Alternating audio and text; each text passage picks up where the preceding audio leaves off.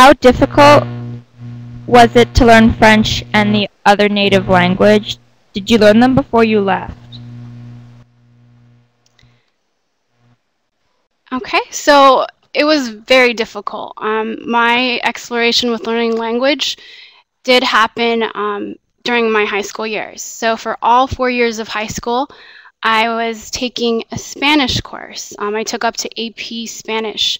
And when I got to college, I had the opportunity to study abroad in Spain. And I have to say that learning a Romance language in a classroom setting during my high school years, as well as being immersed in that setting for a couple of months, allowed me to learn French. And I was completely immersed in a Francophone country during my Peace Corps service, like I said before, from 2008 to 2010. And learning a language is definitely a lifelong process. It's not something you just sit in a classroom and do. We encourage you guys to really go out there and speak it. And I currently still use French. I actually use a lot more Spanish just being in New York, but I do interact with a lot of West African students who have recently arrived to the country. So I've become sort of a mentor in that aspect. So I have to say, though, that learning French was very difficult for me, but having had a high school education in the Romance languages definitely helped me.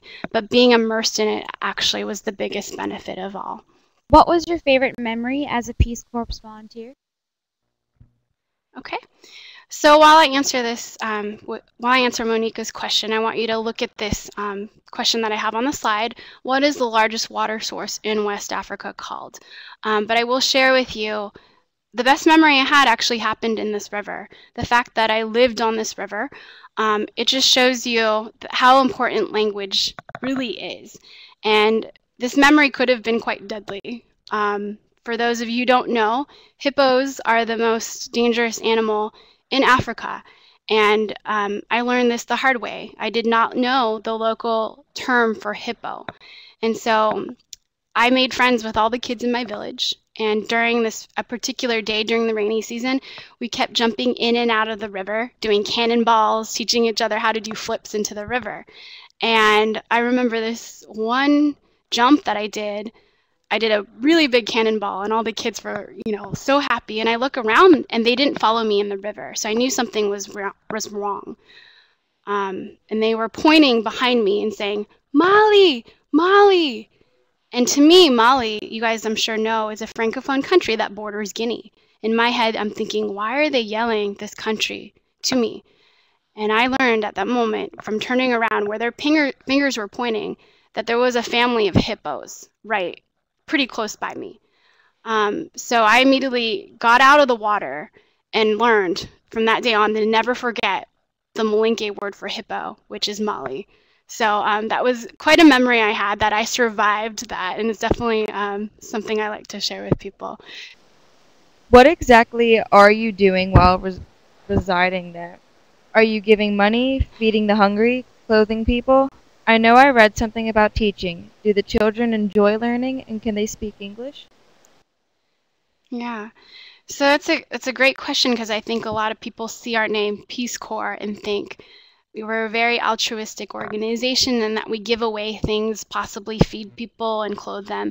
However, our main goal is really to teach people how to help themselves. And the way I see Peace Corps volunteers is that we're all educators, whether we are teaching in a classroom, teaching in a health post like the health volunteers do, or myself teaching out in the field. We are there to teach people how to help themselves, but we do address whatever the community needs. So you can see on this slide some of the projects that a lot of Peace Corps volunteers get involved in are starting school clubs. I started an environmental education club, running summer camps, doing repair projects. A lot of buildings were built when the French colonized the country, so they're very old, and the Savannah winds have really destroyed some of these structures. So that's part of the reason why we built a new school in my community. HIV/AIDS awareness is also very, very important, especially in African Post. So we actually do anything the community needs, but the great thing is that we are trained to really help these people on how to help themselves.